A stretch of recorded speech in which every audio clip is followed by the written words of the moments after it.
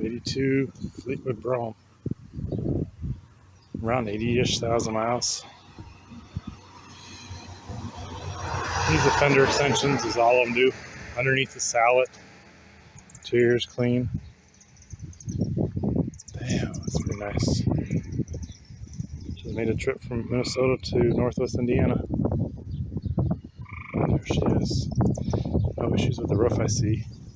Underneath of it, but it definitely will need a new top.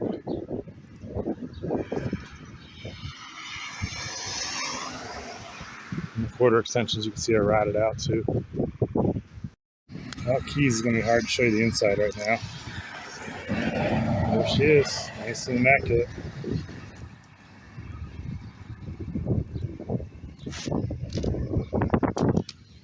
That's nice. That's very nice.